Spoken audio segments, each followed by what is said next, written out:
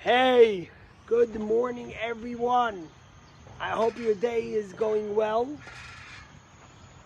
So they say this story about this couple that's celebrating their 50th anniversary, and the wife makes this exquisite cake, and she asks the husband to come cut it.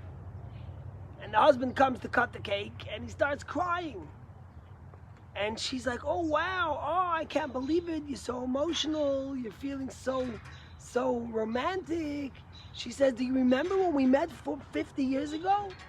And he says, yeah, I'll never forget the day your father caught us in the barn 50 years ago.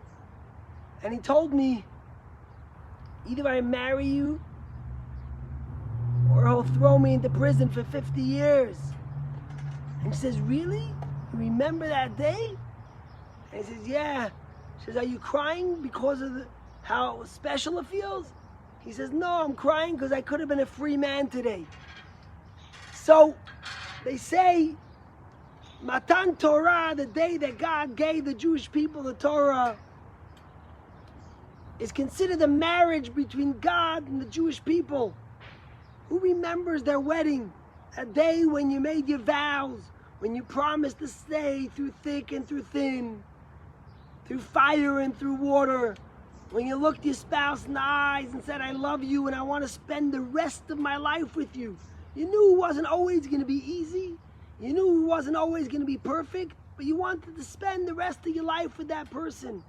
I'm sure if you have videos of it, once in a while you watch the video.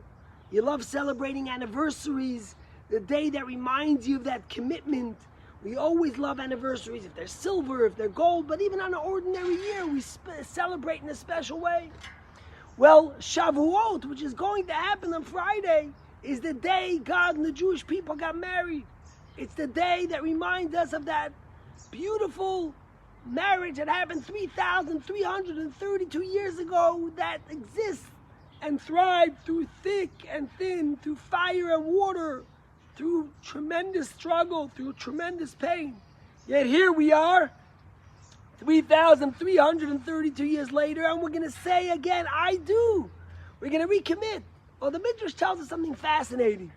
The Midrash says that when God gave the Jewish people the Torah, they stood Batak, which means under the mountain, in the bottom of the mountain.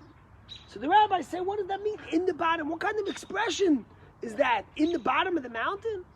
And the rabbis answer that God lifted up the entire Mount Sinai, and he put it above the Jewish people, Kaf Aleim Har Kegigis. He says, either you accept the Torah, or if not, I'm just going to drop the mountain, and here you will be buried for eternity. So the question arises, first of all, what kind of relationship is that? Imagine if you're getting married and you tell your husband, you put him under an elevator, or you tell your wife, you put her on the elevator, you say, listen, either you marry me or I'm dropping the elevator on you. What kind of relationship will that be? What kind of marriage will that be? How will that ever endure? How much more so when just a little bit earlier, God asked the Jews if they want to accept the Torah, and they said, Na'aseh v'nishma. We will do and then we will listen. They totally committed themselves. So here, God has to pick up the mountain and put it on top of them. So let me tell you an explanation that the Baal Shem Tov, the founder of the Hasidic movement, whose yahrzeit is on Shavuot, and what he says about this.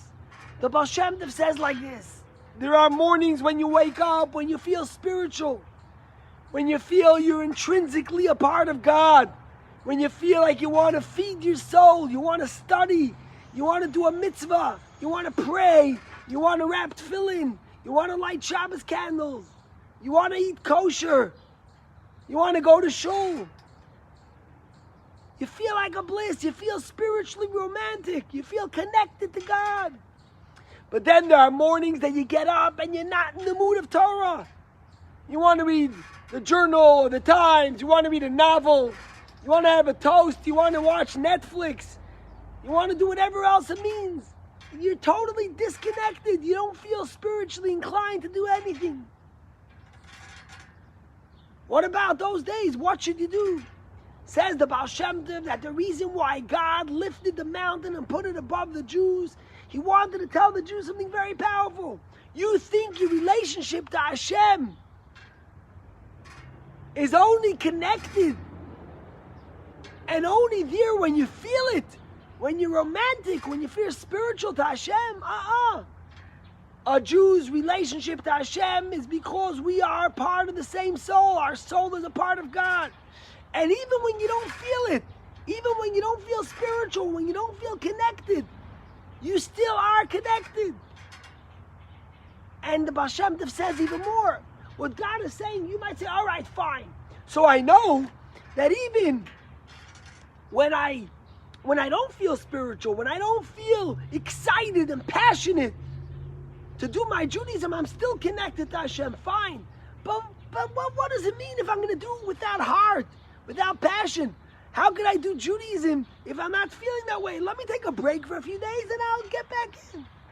Says the Baal Shem Tov that God took the mountain and he put it upon the Jews to tell the Jewish people that even if you do the Torah and mitzvahs because you know it's truth, because you know it's right, because you know you're married to God, because you know you're a half of a soul connected to Hashem, it's still valuable. It's still important. You should still do it.